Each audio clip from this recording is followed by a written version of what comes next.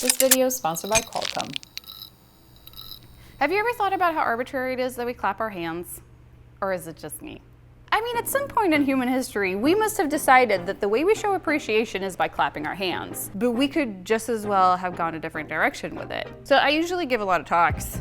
I mean, obviously, before 2020. And I was on stage with astronaut Chris Hadfield, and I asked the audience, this is probably the weirdest thing I've ever asked an audience to do, but I asked them if they could clack their teeth for me, because I've just been so curious what it would sound like if an entire crowd of people all clack their teeth at the same time. And this is the result. All right, you ready? Are you ready? I'm so ready. You recording? Yeah. This is the weirdest countdown I've ever done. 3, 2, 1. Stop laughing. It's so appalling and appealing at the same time. It's my favorite combination of adjectives. Kind of like these body part tool combos that I drew last week. The tongue brush gets me so much. I just don't know what I feel most sorry for, like the tongue or the surface that it's painting / licking. Okay, so the point is that clacking teeth is weird and fun. And what if you could have a grid of teeth on a wall and you could use it as an instrument? So you could like use the clacking teeth to play music. And I know that it's oddly specific and it involves an unsettling amount of detached body parts, so it's a given project for me. Has my name written all over it. Am I becoming predictable? I have a box of teeth. Do I need to clarify that it's not real teeth, or does that just make it even more weird? Not real teeth. We're not that deep into 2020 just yet.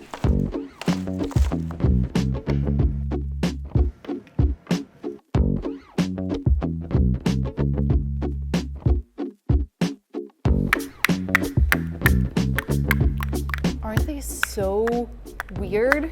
I don't know why I like the look of this so much. I really fear for who I would have become if I would have been raised by less awesome parents. What do you think about it?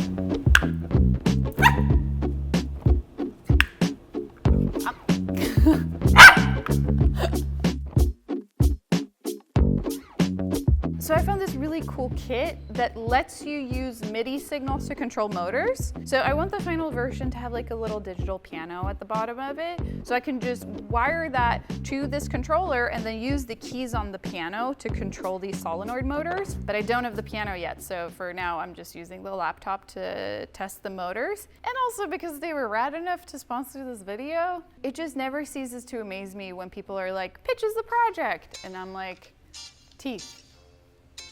Wall, music. And they're like, yeah, let's do it. I tip my hat to you. I'm just running a little music program and I can just press these keys to make these motors move. This is magic to me.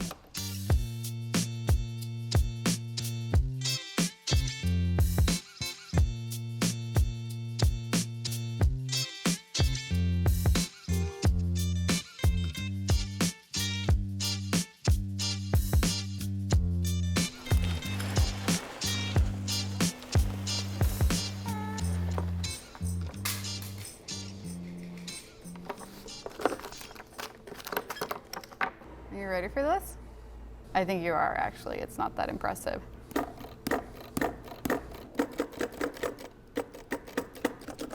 So I want this to be able to play music, and ideally each set of teeth would like play a different note, but I don't really know how to accomplish that, especially since it's not making that much of a sound to begin with. It's just such a specific thing to try to accomplish, so I don't know who to even ask for advice. So I called Andrew Huang. Hi. Also known as the master of making music out of anything. Can I tell you about a project? I would love to hear. And we tried everything. We drilled out holes of different sizes in the roof of the mouth. That was the original one. I even pulled out some teeth to see if it produced different notes. And you know what's not a great first impression? Asking someone to jump on a call with you and then forcing them to watch you pull out teeth. I take it you're not scared of dentists? Yeah, I guess not so much. I've had the occasional. Oh wow, it is actually coming out, kind of like a tooth. Hmm. And on top of that, it didn't work, so I got a xylophone.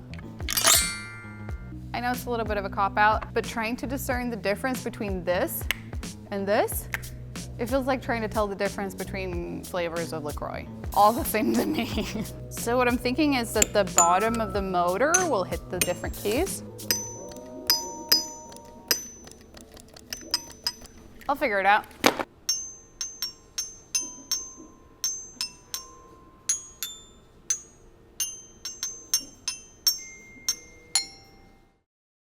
I had to take a break from the teeth project to drive down to LA last minute to look at a house. I've been looking to move to LA for almost a year now, but I haven't found anything that feels right. But this house looks so amazing. It has like a huge workshop in the back, but I'm trying not to get my hopes up. So we're just at a charge station and I'm trying to avoid people looking at Truckla. But what better time to talk about the sponsor of this video? Scraps, why you gotta be such a bad desk? What did you just cough up? This video is sponsored by Qualcomm and they sent me the Lenovo Flex 5G. This computer is like made for a road trip because it's the first computer to have 5G, which means that I can be doing work here with 4 gigabytes per second download speed, which is 10 times the speed of a 4G data connection. It's lightweight, it only weighs 1.3 kilos. It also has a really easy to use touchscreen and a really impressive battery life. You can get up to 24 hours of playback on one single charge. And I really wish that Truckla had as impressive of a battery life as this computer. Let's just say her range is not where it used to be because we changed the aerodynamics so much when we cut her up. I mean, driving down from San Francisco to LA usually takes around 6 hours and it takes around 9 hours in Truckla because I have to charge her so often. But then it's also great to have a computer that can help keep you company and a dog that refuses to sit anywhere but in your lap. There's a link in the description where you can learn more. Thanks, Qualcomm. Okay, now let's turn the AC back on.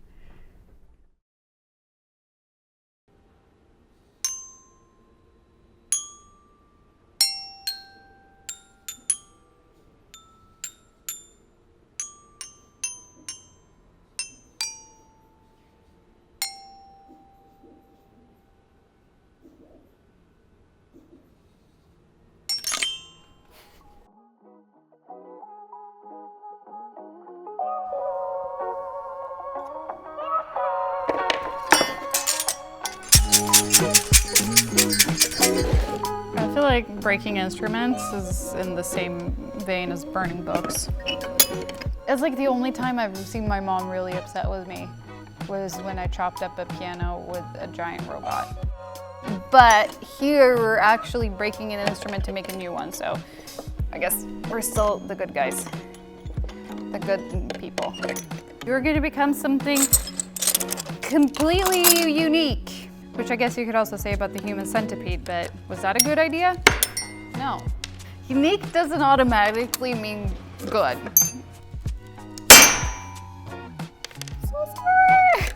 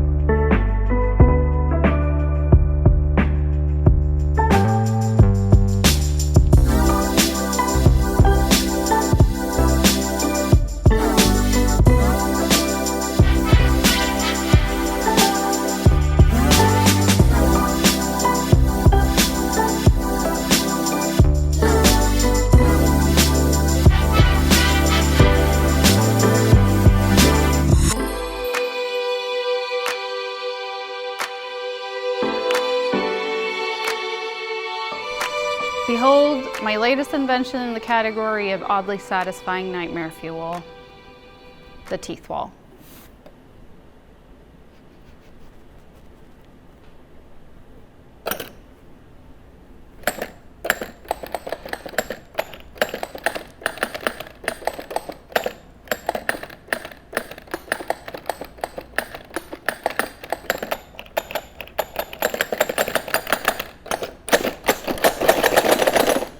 I love it.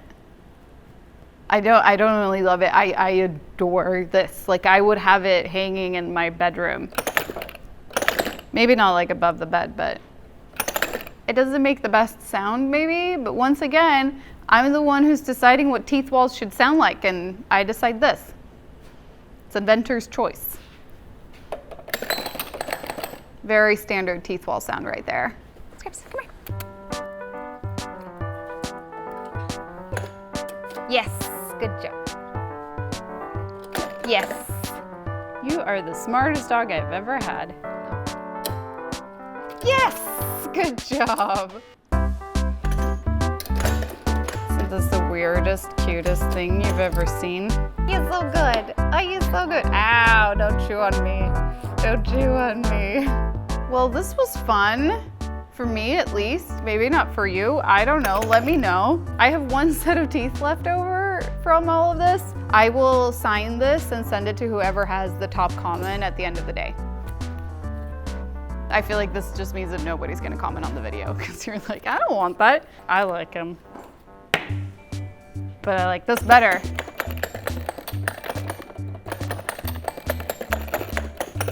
Thank you so much for watching this video. Thanks to Qualcomm for sponsoring it and for bearing with me when I do really weird shit. The biggest gift of all is you putting up with me and teeth wall. I come with a lot of very odd luggage. So next month is gonna be really weird for me because I'm moving. So I don't know if I'm gonna have a video or not, but yeah, I'll keep you updated on how it goes. We're gonna get a new house, Scraps. It's gonna be really sad to leave the workshop, but I'm also so excited for the next chapter. Scraps thinks we should wrap it up. Okay, bye.